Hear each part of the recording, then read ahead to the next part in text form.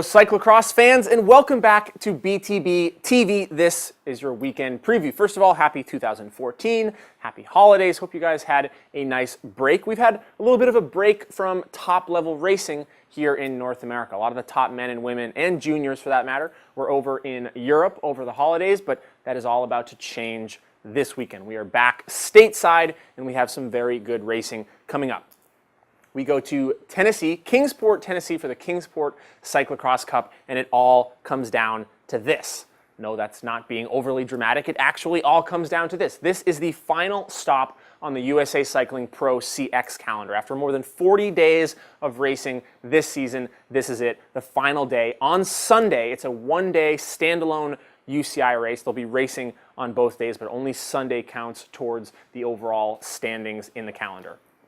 Let's get right to it. Your weather this weekend. Well, first of all, it is the winter time, so it's winter. It's highly unpredictable. If you look at the averages for this area of Tennessee, it's highs in the 40s, lows in the 20s overnight, so you have freezing temperatures at night and thawing out during the day, so any sort of snow, any sort of rain is going to make for a very high chance of mud on that course. Now, like we said, they're going to be racing on Sunday, the amateurs all day long, and Sunday morning for that matter, so it's a very high chance that course is going to get torn up and at least get, if not super muddy, probably pretty slick.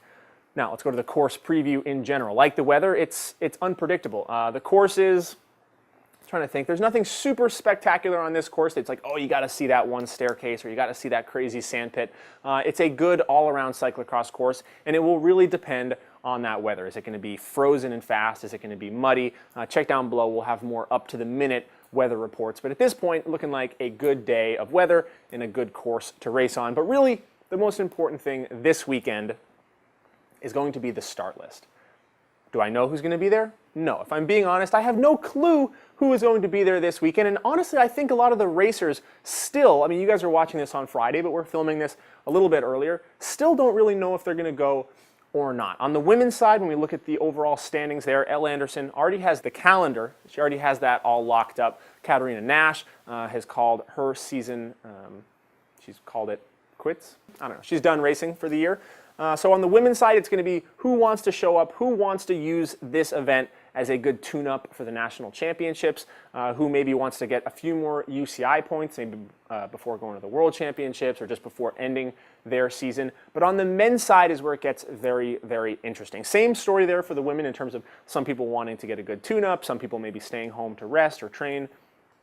But at the front of the standings right now, we have Jeremy Powers and Tim Johnson, and like we said, it comes down to this weekend. We talked about it back in North Carolina a couple of weeks ago. We thought it was all going to come down to that race there, but they went back and forth, and we come into this weekend now with Jeremy Powers leading by 26 points, just 26 points. Now, the question is, will they show up? I know they both want to go. It's a great race. They both are hoping to be there, but really when you look at this point in the year, the most important thing on all of their minds right now is Boulder next weekend for the national championships. That's the race that matters. So they're going to be looking at the weather. Where can they get the best training? What's going on with their training right now? Are they trying to finish a training camp somewhere? Are they trying to get to Boulder 2 weeks in advance to acclimate to the altitude? The overall prize purse in this, like we've said so many times, $40,000 split equally between the men and the women. And not just the money, but the prestige of being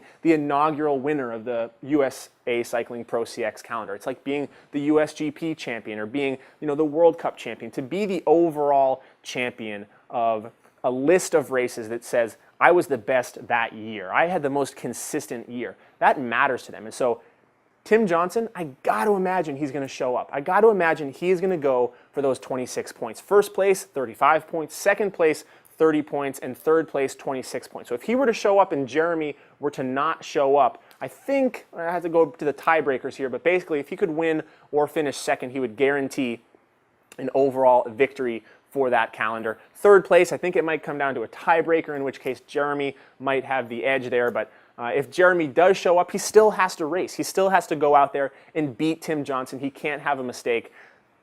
It's super exciting, guys. I mean, first of all, And most importantly on this one, huge props to USA Cycling for stepping up this year and supporting cyclocross in the way that they have done all year. Not only through supporting us in this show and what we are doing here with Behind the Barriers, but putting the money, putting the energy into creating this calendar of events that gives the fans something to follow, it gives us something to talk about, and it gives the racers a purpose, something to follow, something to chase, something to go after. And this weekend is going to be a great culmination of all of that throughout the season. The SRAM key to the race, I don't know, I guess the key to the race, we've used this one before, but it really is going to be showing up. We already talked about it for TJ and for JPOWs, it's going to be showing up. But really for any racer that wants to get UCI points, that wants to get a good tune-up in, I mean, we talked about getting out to altitude ahead of time to try and acclimate to that. But more importantly for a lot of riders, after they've taken this long break now over the holidays, they need to get a tune-up race in. And so they need to get there, they need to show up, and they need to get some racing time